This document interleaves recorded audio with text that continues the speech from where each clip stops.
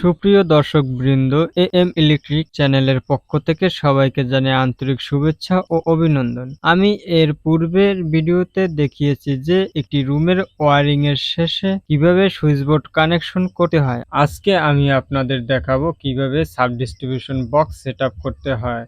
চলুন বেশি কথা না বাড়িয়ে মূল ভিডিওতে চলে যাই। দর্শকবৃন্দ, আমি সাব ডিস্ট্রিবিউশন বক্সের কাছে চলে এসেছি। বক্সের মধ্যে দেখতে পাচ্ছেন অনেকগুলো তার রয়েছে।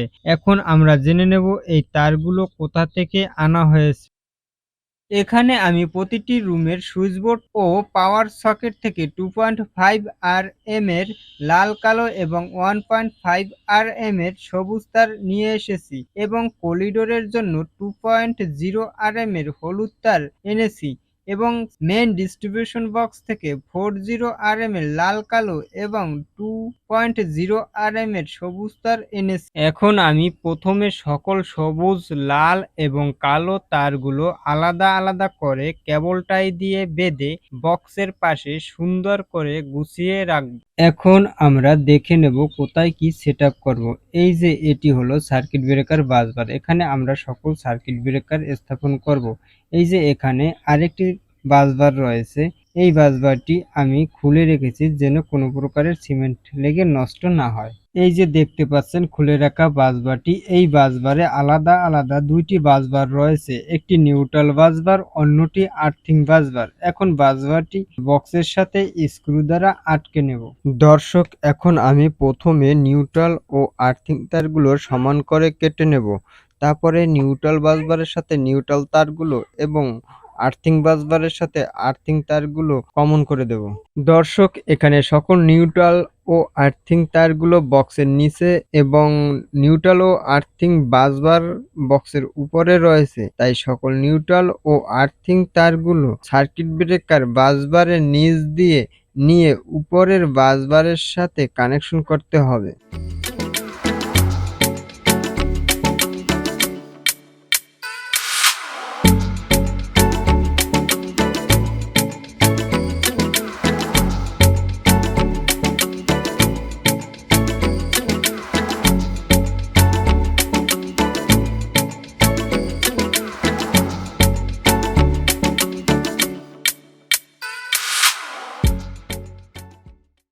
দর্শক, সকল নিউট্রাল ও আর্থিং তারগুলো বাসবারের সাথে কানেকশন করা হয়ে গেল।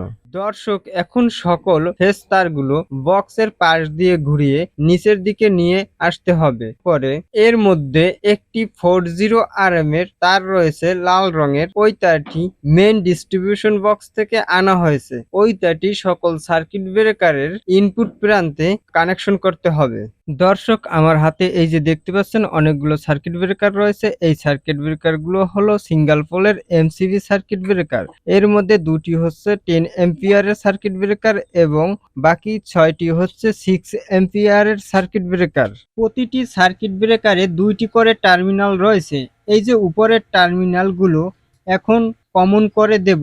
এখন আমি মেন ডিস্ট্রিবিউশন বক্স হতে আনা 40 RM এর তারটির সাথে বাড়তি একটি তারের ইনসুলেশন সরিয়ে কতগুলো টার্মিনাল তৈরি করেছি। ওই টার্মিনালের সাথে একটি সার্কিট ব্রেকারের ইনপুট প্রান্ত কানেকশন করতেছি।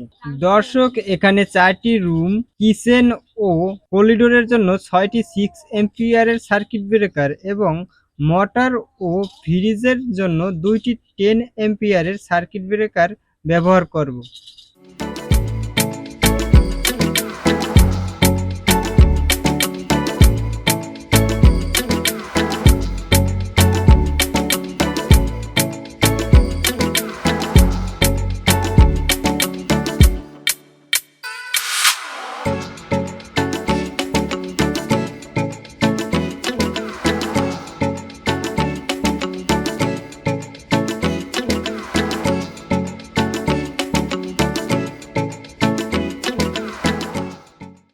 আমার সার্কিট ব্রেকার গুলো কানেকশন করা হয়ে গেছে। এখন আমি সার্কিট ব্রেকার বাসবারের সাথে ভালোভাবে স্থাপন করে নেব।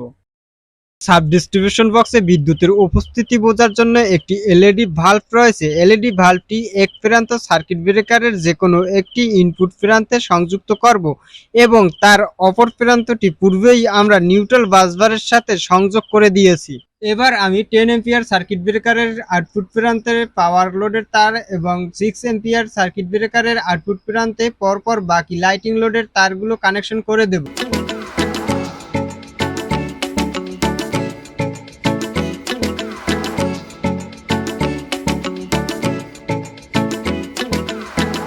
দর্শক, সাব ডিস্ট্রিবিউশন বক্সটি সম্পূর্ণ সেটআপ করা হয়ে গেল।